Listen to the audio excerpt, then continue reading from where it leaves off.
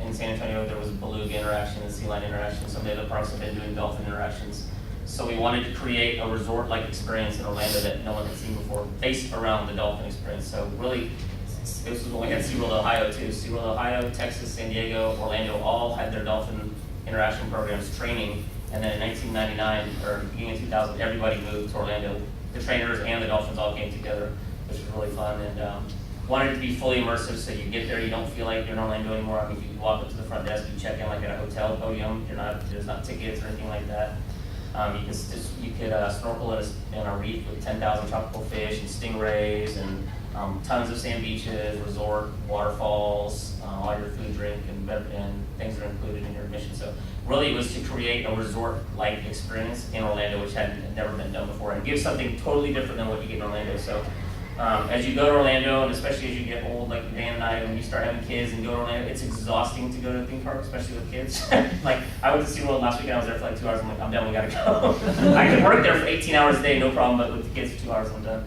So really, we want to do something the total opposite of what everybody else was doing in Orlando, or the U.S. or the world that we know that nobody's done a park like that before that includes all of that together. SeaWorld does a good job of getting guests up close to the animals. In the shows, you're seeing them underwater, you're seeing them up close, but we want to get people really closer and in and hands-on with the animals to really understand them more, and that was the thought behind doing that park.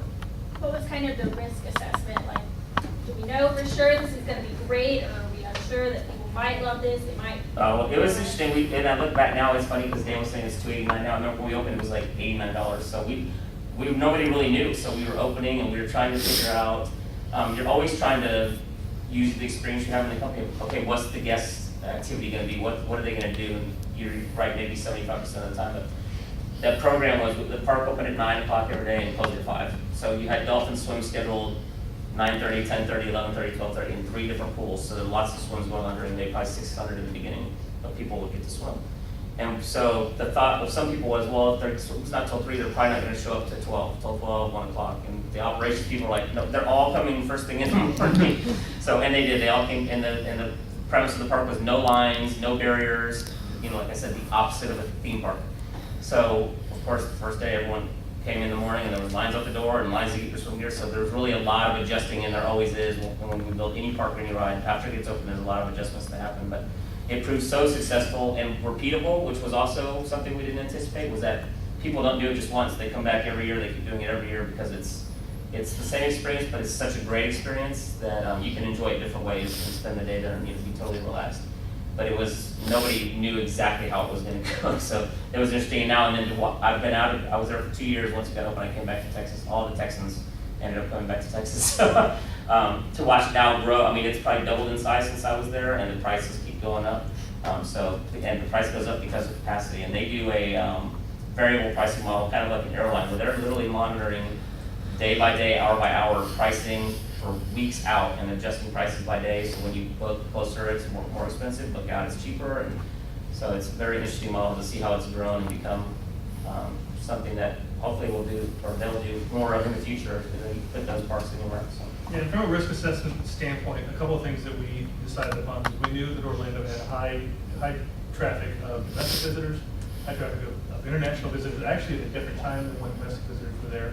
And then certainly all the locals that call themselves Florida locals but may not be there year round. And so we knew that there was enough different people coming frequently, certainly for the Disney experience and the Universal experience, and our own experience at SeaWorld Busch Gardens, to be able to do that. So we knew a lot of people coming with a lot of money. They've saved up for this, they saved 3 years for this Orlando experience. So we knew that was there. Anytime we open an attraction in Aquatica, Journey to Atlantis, Discovery Cove, we go out and do exhaustive focus group work. Which would you like to see, this park or this park? Okay, if you like this park and this park, would you like to see this experience or this experience? And we do it numerous times, and we do it all over the country. So for Aquatica, we did San Antonio, Houston, Dallas, Austin. I think it was those 4. And we've talked to hundreds of people, sitting in small rooms, giving them a lot of dinner and some drinks, soda and water, and saying, do you want more rides? Do you want more beach? Do you want more animals? What about this animal? What about that animal? I mean, we were, at some point in Aquatica, when we were going through it, we had a list of about 5 different animals. Do you want to see sea lions, stingrays, otters? I think flamingos was one of them, and there was another animal that We're like, which one do you want to see? And we compiled all that data together. How much would you spend? And you kind of have to decipher that, because we were putting all this together and it sounded like, oh, the dream water park that you want to go to. Oh, well, then I'll spend $70. Well, no, you won't. You won't spend $70. But you might spend 30 or 35. And so, we had to decipher some of that data as well. And we don't just do focus groups for new products. We also go out and talk to people who don't come to SeaWorld.